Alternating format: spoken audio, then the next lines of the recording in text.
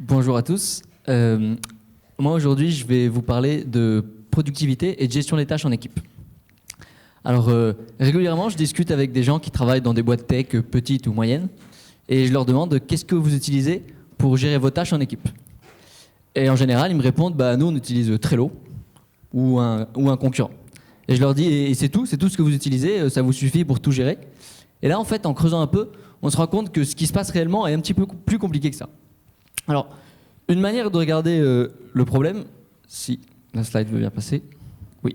Une manière de regarder le problème, c'est de dire, en fait, il y a d'un côté ce que je pourrais appeler le travail structuré pour chacune de ces personnes, et de l'autre côté, le travail qui est non structuré. Je vais rentrer un petit peu dans le détail. Ce que j'appelle le travail structuré, c'est ce qui constitue les missions principales clairement identifiées de chacune des personnes.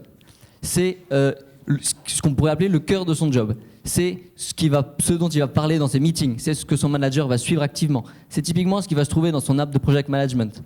Pour un développeur, c'est quelque chose qui va se trouver souvent dans GitHub. Pour un sales, c'est quelque chose qui va se trouver dans un CRM.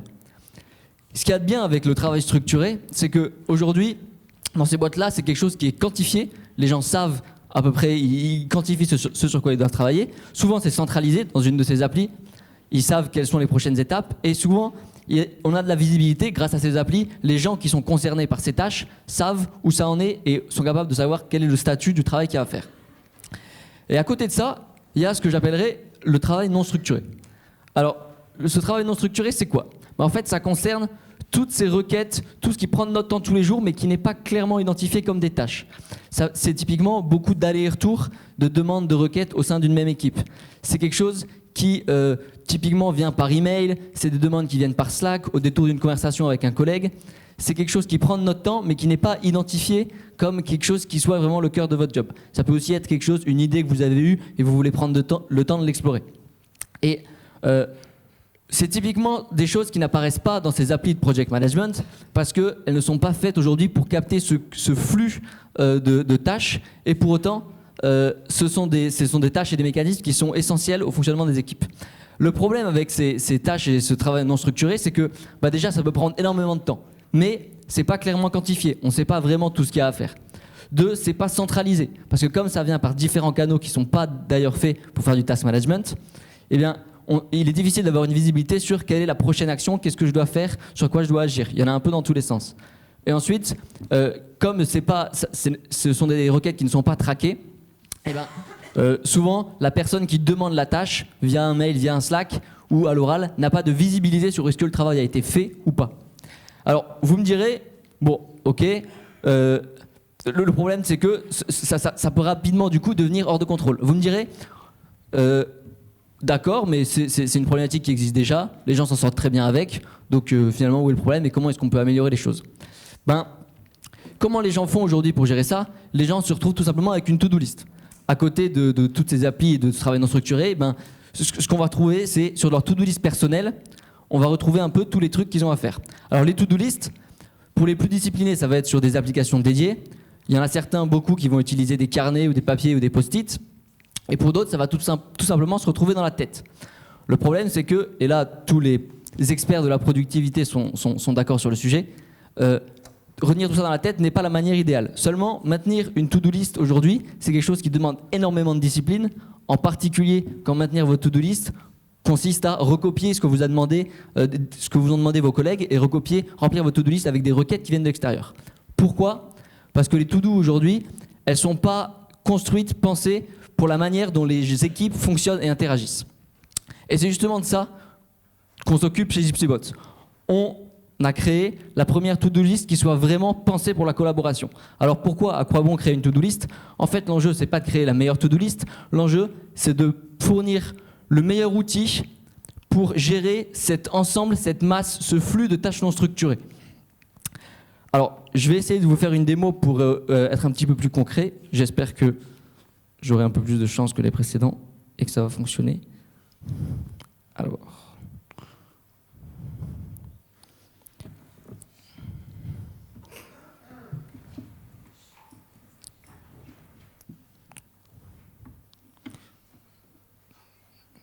Ça apparaît pas à droite.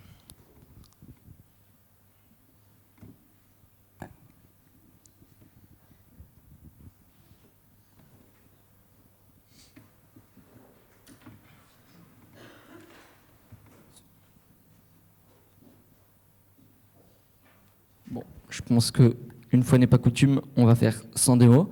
Concrètement, à quoi ça ressemble? Ça ressemble tout simplement à une to-do list depuis laquelle vous pouvez gérer vos propres tâches à vous et depuis laquelle vous pouvez demander à vos collègues certaines tâches. Et comme ça, les tâches, elles sont traquées, elles sont suivies. Vous, dans votre liste, vous savez les actions que vous avez à faire qui viennent de vous-même ou qui viennent des requêtes extérieures. Et vous avez un suivi direct sur tout ce que vous avez demandé aux autres, à vos collègues. Et vous pouvez les relancer, vous savez quand ça a été fait. Vous pouvez commenter directement, avoir une discussion en contexte. Alors, pourquoi utiliser GypsyBot? Parce que ça vient avec les bénéfices d'utiliser une to-do list. Donc ça vous permet, de centraliser l'ensemble des actions que vous avez à faire. 2, ça vous permet de la quantifier, puisque tout est écrit, vous avez une idée de la quantité de travail que vous avez à faire. Et 3, ça vous permet de prioriser du coup les actions que vous avez à mener. Et ensuite, ça vient aussi avec les bénéfices d'utiliser un système qui est fait pour gérer des tâches du travail. C'est que vous pouvez avoir, par exemple, une conversation en contexte avec vos collègues. Et deuxièmement, vous avez une visibilité sur ce que vous avez demandé aux autres et vous offrez une visibilité aux autres sur ce qu'ils vous ont demandé. Alors, un petit mot sur le positionnement marché, vous l'avez compris. Ici, on veut s'adresser aux équipes directement, mais pas sous la forme d'un project management, parce que ce qu'on identifie, c'est que justement gérer non pas cette partie du travail qui est structurée, mais aujourd'hui toute cette partie des interactions et des tâches qui sont non structurées. Et c'est pour ça qu'on l'a fait sous forme d'une to-do list, parce qu'on pense que c'est la meilleure manière aujourd'hui de gérer ce flot de tâches non structurées. Et c'est justement ça qui est intéressant, c'est que toutes ces tâches non structurées, ces requêtes quotidiennes, aujourd'hui, il n'y a pas vraiment d'outils adaptés pour les gérer. Et c'est justement face à cette opportunité de non-consommation du marché qu'on pense que c'est une grande opportunité et c'est pour ça qu'on pense que c'est intéressant d'y aller.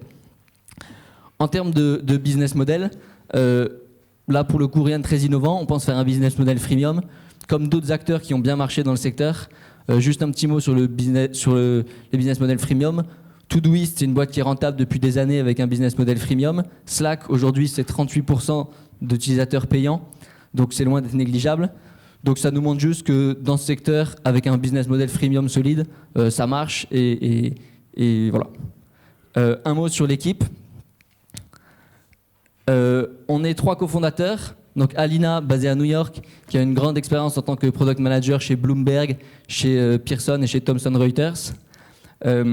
Martin et moi qui sommes copains de Polytechnique. Martin qui après un stage chez Facebook a cette année fait le master MBA à Cachan.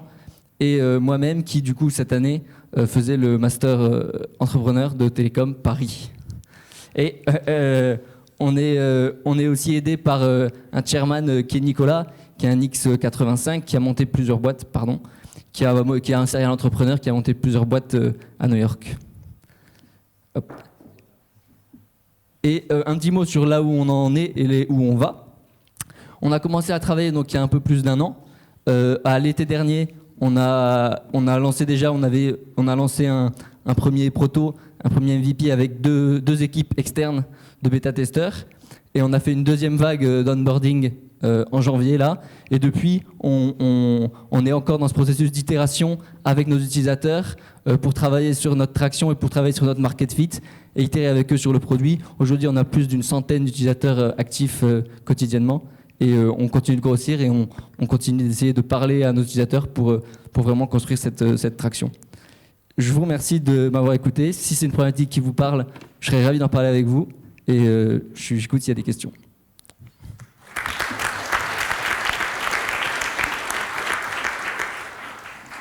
Ouais, j'ai une question. C'est parce que j'ai pas vu la démo, certainement.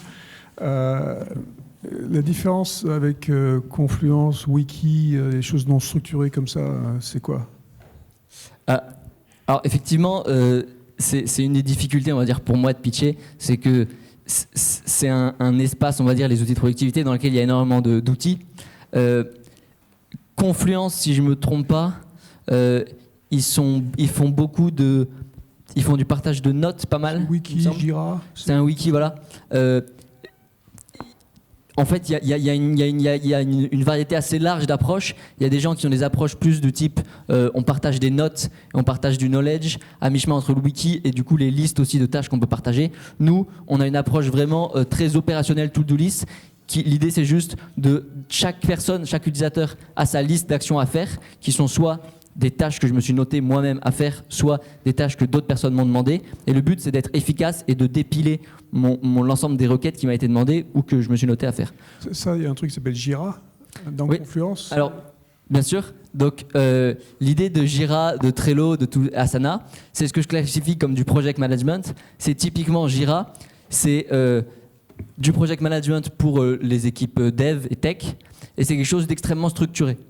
La réalité, c'est que si vous voulez demander à un de vos collègues de relire un de ces documents, par exemple, vous n'allez probablement pas lui créer un ticket dans Jira pour lui dire « tiens, va faire ça ». Et en fait, c'est ça aujourd'hui qu'on essaye de nailer. C'est qu'aujourd'hui, le project management, les outils de project management, ils ont une granularité qui est bien au-dessus de ce qui se passe énormément dans le workspace. Et donc typiquement Jira, c'est extrêmement structuré, mais à côté de Jira, chaque personne se retrouve à avoir sa to-do list personnelle. Et c'est justement ce gap qu'on essaye de bridger. Voilà. Mathieu, est-ce que tu as envie de tester... je vais dupliquer. De tester de rentrer sur ton site plutôt que de faire la démo. Faire rapidement...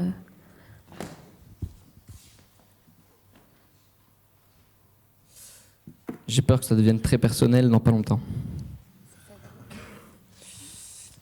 C'est vraiment si tu veux, du coup. Sait-on jamais. Et s'il y a une question en attendant, je suis à l'écoute, je peux...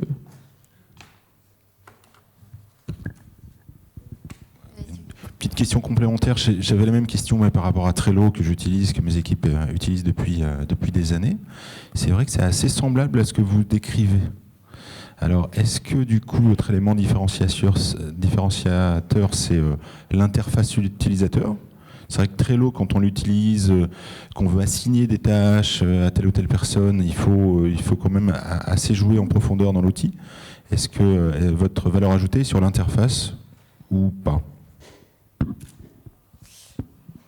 Alors ouais, c'est une bonne question. Effectivement, dans ce genre d'outils, on considère que il y a clairement une notion de produit et d'appropriation du produit par les utilisateurs qui est importante. En fait, un comparatif qu'on aime bien faire, c'est celui de Slack. Si vous regardez ce qu'a fait Slack, Slack, quand ils sont arrivés, il y avait d'autres acteurs sur le marché. Il y avait Yammer, il y avait HipChat, il y avait Skype Enterprise. Qu'est-ce qu'ils ont fait de différent d'eux ?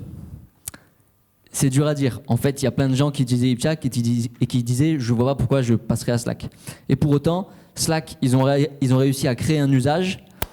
Et les gens, le produit était mieux parce qu'ils avaient insisté sur certains features de design, sur certaines choses. Et du coup, ils ont arrivé à créer un usage. Et là où il y avait justement une non-consommation, c'est-à-dire que les gens n'utilisaient pas vraiment d'outils pour la communication en interne dans l'entreprise, et ben les gens maintenant utilisent Slack.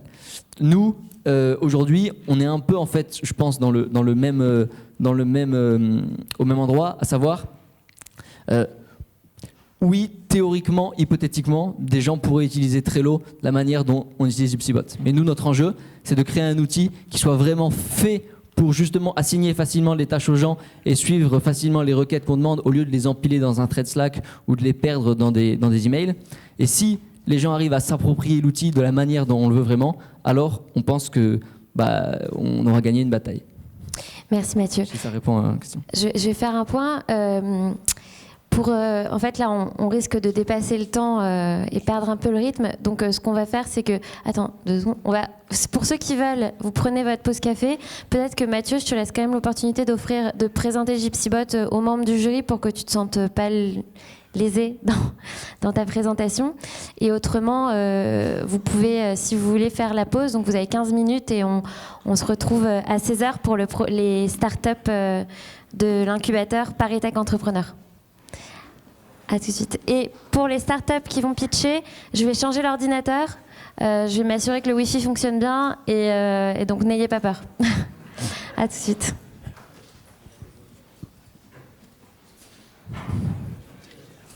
Ah oui, le café est là-haut. Le café est là-haut, voilà. Enfin, je vois que les gens se dirigent d'eux-mêmes.